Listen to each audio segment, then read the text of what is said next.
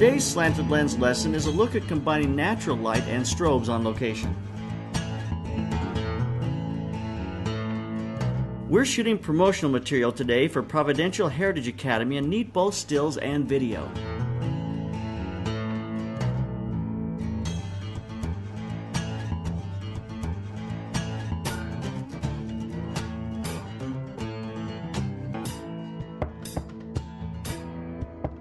Our shot is really built around getting a good still image for advertising purposes and a video crane shot that we're going to use later in a video we're putting together.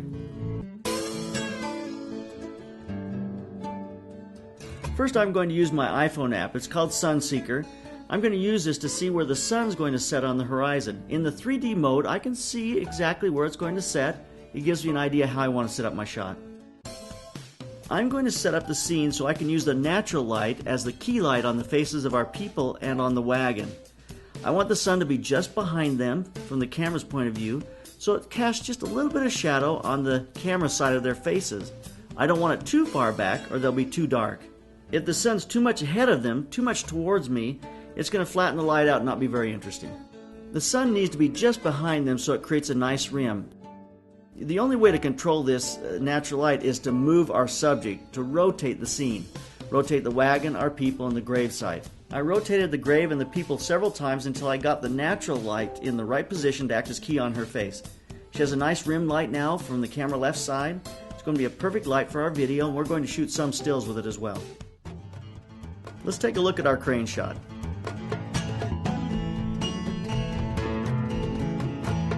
By the time we were done with our video and moved on to stills, the ambient light was very low. We're shooting at f9 at 1/13 of a second. We're using 320 as our ISO. I'm going to lengthen the shutter now to keep the sky looking good. We don't have much time, so we're going to hustle along. We can no longer use the ambient light as a key light. We'll now use it as a fill. We're going to set strobe lights for our key lights. First strobe is going to be a light on her face in the same position as the sun, so it gives her that same nice rim on her face. Here's our image with the strobe light on her face. I've got a CTO on. I do this just because I want to warm her face, then later I can dial that warmth out in RAW. It gives a nice blue sky in the background. Let's turn on the strobe that's aimed at our wagon. That's going to look like the sun on the wagon as well. Here are two strobe lights combined with the natural light of the scene. You'll notice that it looks just like streaks of light that are coming from the sun as it goes down. A streak across our people, a streak on the wagon. It feels very comfortable.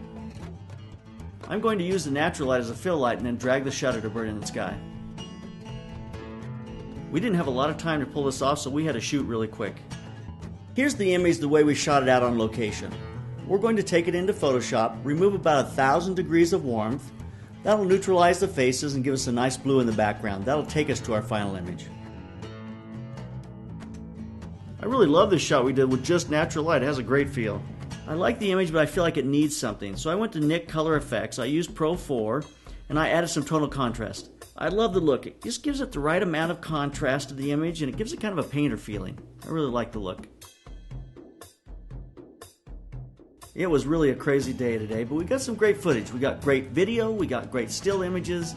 It was a fun day, so just keep those cameras rolling, keep those cameras clicking.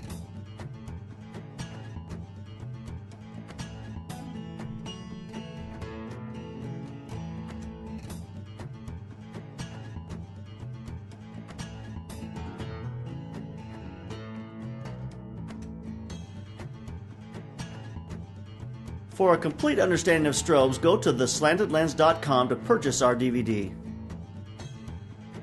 Unfortunately, we did lose an assistant or two. We didn't fire anybody, though.